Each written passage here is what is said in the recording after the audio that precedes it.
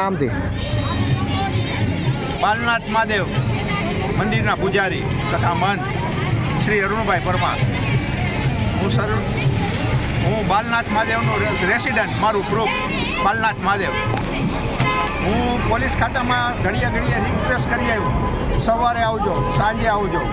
હું 5-6 ધક્કા ખાઈ આવ્યો. કઈ બાબતની આપણે અરજી કરેલી હતી? મારો સન છે કોટક મહિન્દ્રામાં બેંકનો મેનેજર છે, આસિસ્ટન્ટ મેનેજર. તો એના માટે મેં પાસ માટે અરજી કરેલી હતી. એક અરજી નહીં પણ મેં 4 અરજી કરેલી છે. તો અરજીનો કોઈ જવાબ આપ્યો નથી હજી સુધી. તો એ લોકો એમ કહે કે સવારે આવો ને અત્યારે હજી પોલીસવાળા છે. પહેલાં એમ કીધું કે આધાર કાર્ડ ને ચૂંટણી કાર્ડ ને તમારું પ્રૂફ આપો. તો પહેલાં પ્રૂફ આપ્યું તો કે હવે કે આ આધાર કાર્ડ ને ચૂંટણી કાર્ડ માન્ય નથી. તો હું શું અમે અહીંયા રહેતા નથી કે આધાર કાર્ડ ને ચૂંટણી કાર્ડ બધા પાસે રહી?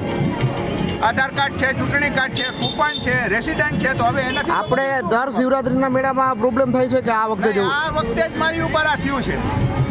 દર શિવરાત્રીના મેળામાં મને મળી જ ગયો છે. આજી વખતે જ આ મારી ઉપર. અને આપણા સન છે અહીંયા રહે છે, દર વર્ષે આવે અહીંયા જ રહી છે. આજીવન જન્મભાઈ એનો અહીંયા છે.